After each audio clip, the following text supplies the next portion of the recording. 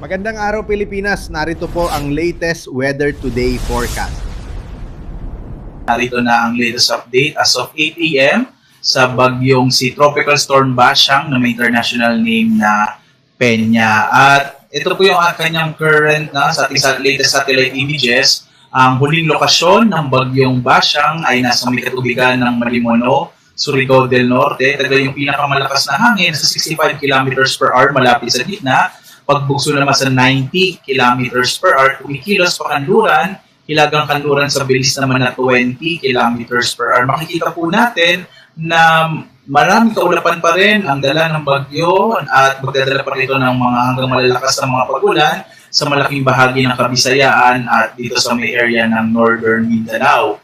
Sa latest track ng bagyo, una naglandfall ang bagyong Bashang kagabi dito sa may bahagi ng Bayabas, Surigao del Sur, at ngayon nga ay papalabas na po ito ng kalupaan ng Mindanao, patungo ito sa area ng Bohol, at maaari po ito maglandfall somewhere in Bohol, and then dito po sa may southern part ng Cebu at sa may Negros Island. By tomorrow, nasa may bahagi na po ito ng Panay Islands, at posible pong baybayin niya ang patungo sa may northern part ng Palawan. Sa ating latest track nga, posibleng maging isang low pressure area na lamang ang bagyong Bashang by Sunday, sa araw po ng Linggo, February 8. At sa ngayon po, dahil sa bagyong Bashang, nakataas pa rin ang signal number 2, southern portion ng Leyte, southern Leyte, Bohol, central southern portions ng Cebu, Siquijor, Negros Oriental, southern portion ng Negros Occidental, Dinagat Islands, Surigao del Norte, signal number 2 din po sa northern portion ng Surigao del Sur, Agusan del Norte, northern portion ng Agusan del Sur, Camiguin, Misamis Oriental, eastern portion ng Misamis Occidental.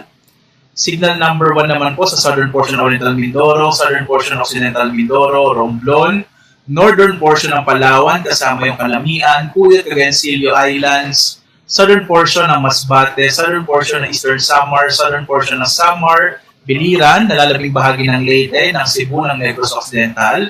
Signal number 1 din po sa may Guimaras, Iloilo, Capiz, Aklan, Antique, central portion ng Surigao del Sur, central portion ng Agusan del Sur, northern central portion sa Bukidnon, Lanao del Norte, nalalabing bahagi ng Misamis Occidental, Lanao del Sur, eastern and central portion sa Zamboanga del Norte, northern and central portion sa Zamboanga del Sur, at northeastern portion ng Zamboanga Sibugay.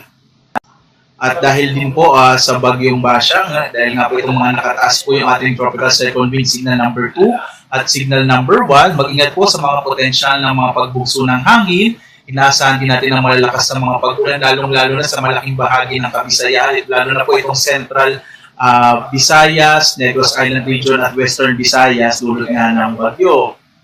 Samantala, may nakataas po tayong gale warning pa rin dito sa mga bahagi ng Surigao del Norte, Davao Oriental, Surigao del Sur, southern coast ng Negros Occidental, southern coast ng Negros Oriental, southern coast ng Cebu, Siquijor, southern coast ng Bohol, southern Leyte, Dinagat Islands, Camiguin, Agusan del Norte, Misamis Oriental, Misamis Occidental, Eastern Samar, and northern eastern coast ng Northern Samar. Ito po mga lugar kung saan nakataas ang ating gale warning.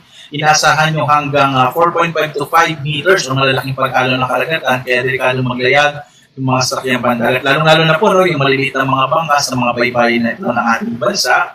Ito po again ay dulot po ng bagyong si Bashang. Kaya mag-ingat po kayo, iwasan nyo kung pumalas sa mga lugar na ito.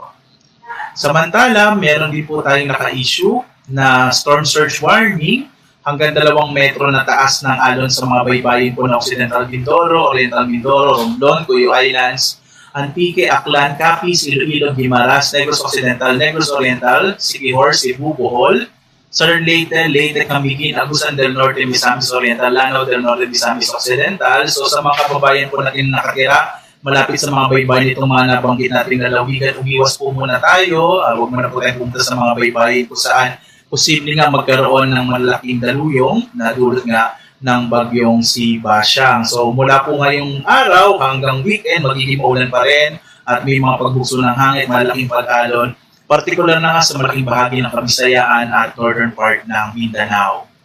At yan po yung latest natin sa bagyo.